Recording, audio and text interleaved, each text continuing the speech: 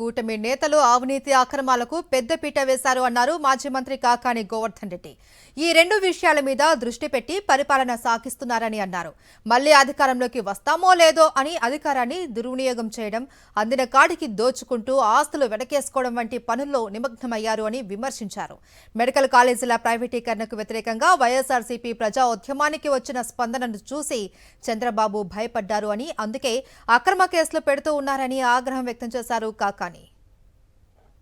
చంద్రబాబు నాయుడు కూటమి పరిపాలన ఏ విధంగా ఉందంటే, ప్రజాస్వామ్య పద్ధతిలో కూడా మీరు వెళ్ళి మీ నిరసన తెలియజెప్పడానికి లేదు.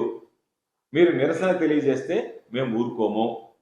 నిరసన చెప్పేటువంటి హక్కు ప్రతిపక్షాలకు లేదు. కాబట్టి మేము ఏమి చేసినా మీరు అణిగమణిగి ఉండాల్సిందే తప్ప మమ్మల్ని మీరు ప్రశ్నించజాలరు అన్నట్టుగా ఈరోజు ప్రవర్తించడం దుర్మార్గం అనేటువంటి.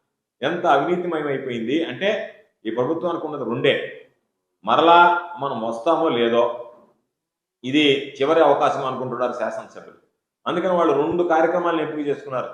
ఎవరైతే గతంలో వాళ్ళకి చేయలేదో, గతంలో ఎవరి మీద అయితే వాళ్ళ కోపం ఉందో వాళ్ళందరి మీద అరాచకంగా, వాళ్ళని అన్యాయంగా, వాళ్ళకి సంబంధించినటువంటి వాళ్ళని అణగదొక్కాలా, ఇబ్బందులు పెట్టాలా, ఆర్థికంగా ఇబ్బందులు పెట్టాలా, శారీరకంగా వాళ్ళని హింసించాలా, కొట్టాలా, దాడులు చేయాలా అనేటువంటిది. రెండోది, ఇంకా మళ్ళీ మనకి దోచుకునే అవకాశం ఉంటుందో లేదా కాబట్టి దొరికిన కాడికి దోచుకుందాం అనేటువంటి ఆలోచన.